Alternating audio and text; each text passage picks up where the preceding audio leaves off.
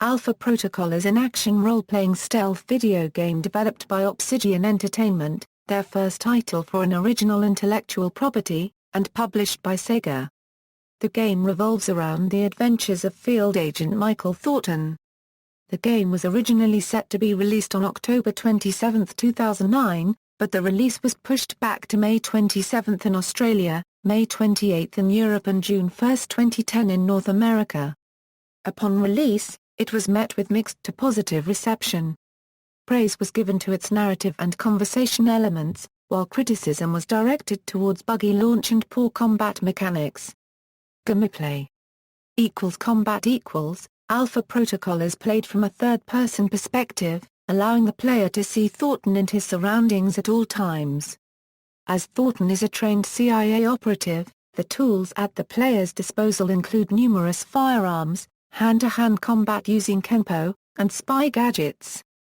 In addition to the action elements, players also earn advancement points, which can be placed into any of the 10 different skills in the game. These skills will increase Thornton's ability to use certain weapons and grant different abilities to him. These abilities are free to use, but require a cooldown period before they can be used again.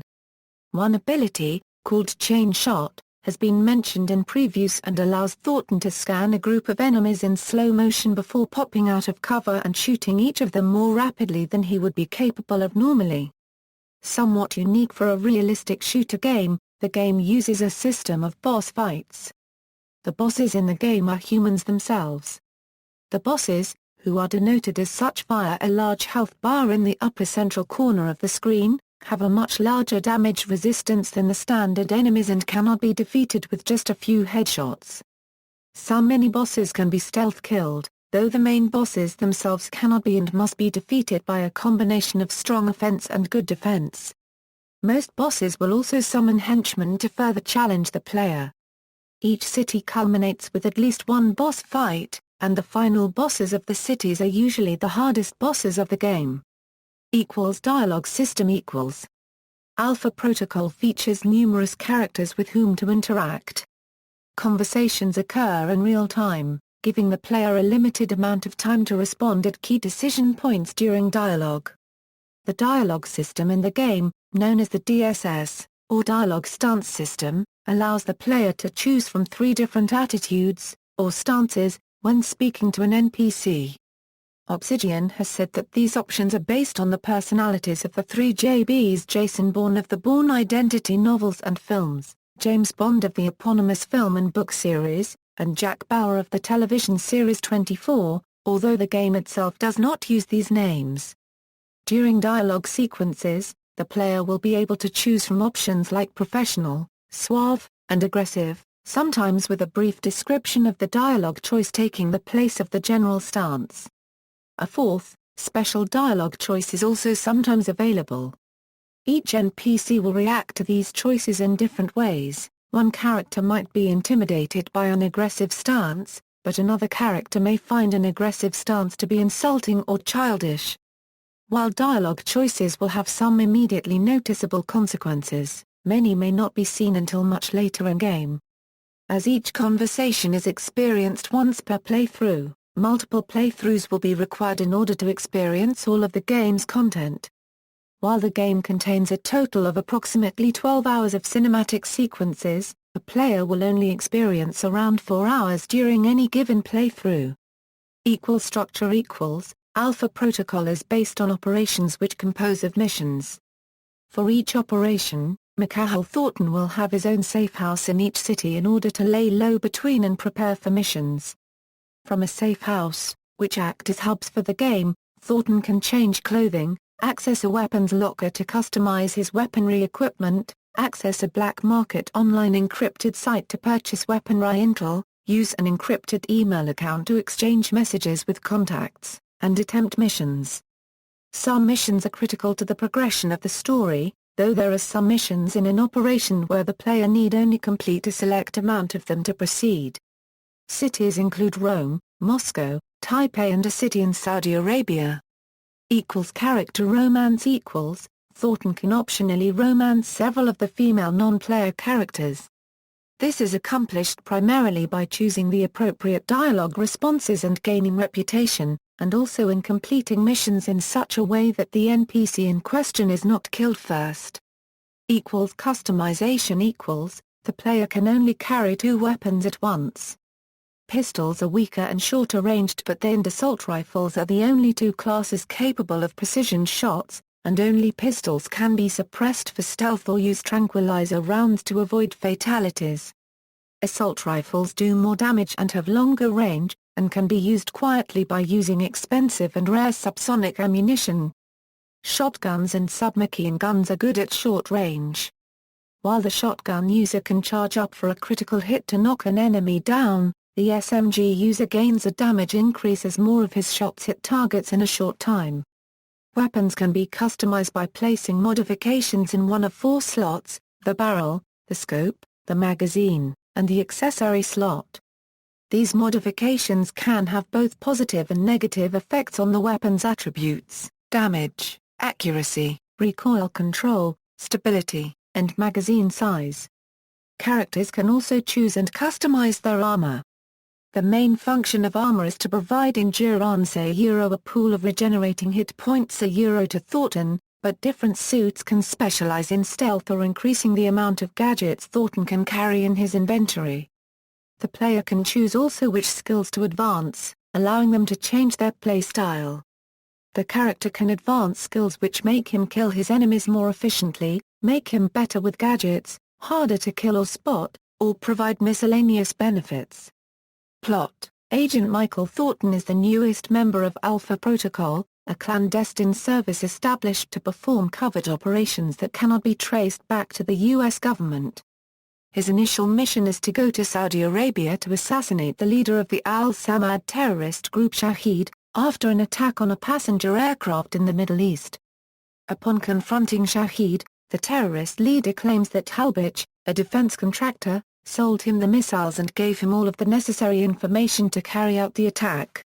Thorton can then either execute or spare Shahid. After relaying the information, Thornton's position is attacked by a missile strike, and Thornton is presumed dead. The one who gave him the warning to escape the blast radius of the missile strike and saved his life is AP member Minor Tang, who tells Thornton that AP has been infiltrated by members of Halbich who want Thornton dead, to cover up the fact that Halbich provided the missiles to Al-Samad. At this point Thornton's handler now becomes Minor Tang, who is in secretive contact with Thornton. An analysis of Shahid's information reveals 3 key locations. The locations can be played in any order, and events that take place may influence interactions that occur other locations. These locations include Rome, where an Al-Samad cell possibly connected to Halbich was activated. Moscow, which was the shipping route for the stolen missiles. And Taipei, where the Taiwanese president is the target of an assassination attempt. Thornton realizes that Halbich's plan in these cities is to raise global tensions and spark a Cold War, turning the world into its marketplace. In Rome, Mike meets Madison St. James and, with her help, discovers the VCI, a private security firm run by Halbich's former chief of security Conrad Marburg, who is planning to blow up a museum featuring a Crusades exhibit to provide incentive for harsher anti-terrorism legislation in the EU. Infiltrating the museum, Madison is kidnapped by Marburg, and Mike is forced to choose between saving Madison or preventing the destruction of the museum and several casualties. Afterwards, Marburg flees. Michael leaves the city with the blood of the bombing or Madison's on his hands. In Moscow, Agent Thornton tracks the shipments of large quantities of weapons, encountering Sergei Surkov, a Russian mafia boss, who fingers his former proto-copyright Konstantin Biko, as Halbich's contact in Russia. During this, Michael will also encounter SIE, a German, VCI-affiliated, psychotic mercenary with a fondness for her M60 machine gun, and Orsis, a mute in service to Albatross, the leader of the G-22, paramilitary group with an agenda that is not fully revealed. Michael is tasked with infiltrating the American embassy to reach Surkov, with either G-22 or the VCI as his support team. After discussing the arms deal with Surkov, Michael attacks Biko's estate, and Biko himself, who attempts to kill Michael in a cocaine-fueled rage. If Thorton spares Pico, or speaks to him before killing him, he learns that Surkov was formerly partnered with Halbich and that he set Pico up to take his fall. After pursuing Surkov, Thorton has the choice to either partner up with, arrest or execute Surkov. Michael cannot pursue Surkov if he executes Pico before learning the truth from him. In Taipei, Michael uncovers a plot by Omendeng of the Chinese secret police, to assassinate Ronald Sung, president of Taiwan, and spark massive riots in a bid to provoke a conflict between China and the U.S. Garnering assistance from the White Oak Mountain Triad leader Hong Xiandor G22, and also the help of agent Stephen Heck, a psychotic man claiming to work for the CIA, Michael counters an assassination attempt by Deng and obtains a flash drive with data related to the assassination. But upon analysis, a security protocol on the disk starts to wipe itself. The player must then quickly choose to salvage one of the two files relevant. The one detailing the assassination or the one detailing the instigation of the riots. Eventually, Deng and Thornton duel on a building overlooking the podium. Afterwards, Deng can be killed or spared by Thornton. If Deng is spared, then it is revealed that both he and Thornton were tricked into thinking the other was the assassin, allowing the real assassin to shoot Sung. If the data on the assassination was saved, then Sung will survive, but hundreds are killed in the riots. If the data on the riots were saved, then Sung will die but the riots will be circumvented with no loss of life. Along the way, Thornton encounters Scarlet Lake, a photojournalist with many contacts whom he meets in Taipei.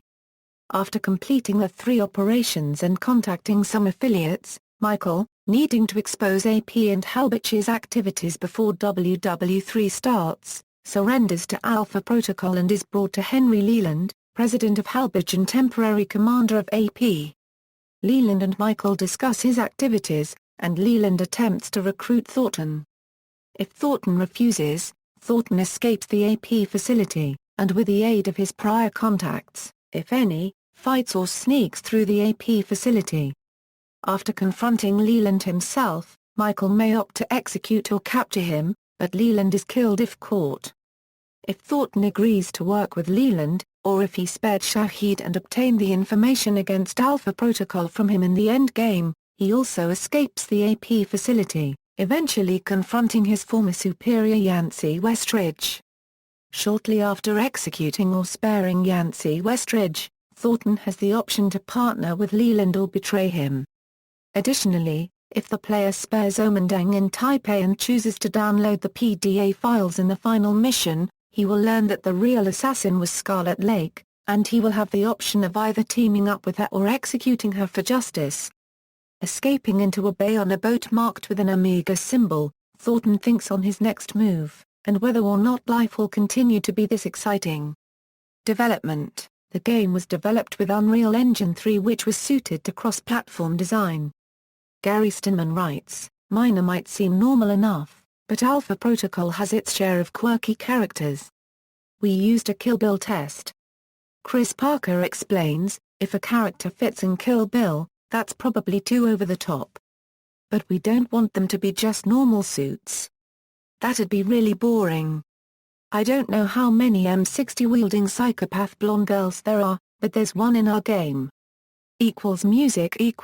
The theme was composed by electronic producer and artist Brian Wayne Tranzo, better known by his stage name BT, and veteran game composer Jason Graves. During the battle with Pico, "Turn Up the Radio" by Autograph plays in the background. All in-game music and cinematics were composed by Rod Abernethy and Jason Graves. Reception: Alpha Protocol has received mixed to positive reception. Games Master magazine gave Alpha Protocol 84%. Eurogamer gave the game a 7/10, but criticized its lack of polish. Some critics have been less forgiving, with Video Gamer giving Alpha Protocol 6/10 and criticizing its huge range of technical issues, and flawed combat. Destructoid gave it a 2/10 and said the game was absolutely dreadful, the enemy AI is an astonishing shambles, almost to the point of being impressive, and that there are games in their beta stage that are more complete, better designed, and more worth paying for than this mistake. GameSpot's 6/10 review was also mixed, stating that Alpha Protocol's astounding intricacies are tarnished by bugs, clumsy gameplay mechanics, and rough production values. And Alpha Protocol's ambitions are commendable, and if you're a role-playing fanatic, you'll enjoy investigating its intricacies. It's unfortunate that its various ingredients are so undercooked. The flaky cover system, the mediocre production values, the fundamental blemishes gone unchecked. These elements add up quickly and drag the experience down. The elaborate storytelling and character progression are impressive. It's too bad that the gawky, glitchy gameplay can't rise to the same standard. The Australian video game talk show Good Game Euroshow 2 reviewers gave the game a 7/10 and 7.5/10. Alpha Protocol has however become an underground hit, as according to Obsidian Entertainment, the game still is selling copies. Due to the less than positive reception, Sega employee Mike Hayes confirmed that Sega would not be publishing a sequel, but also added it was a good concept. Possible sequel. While Sega will not publish any sequels, Obsidian Entertainment is interested in making a sequel. References. External links.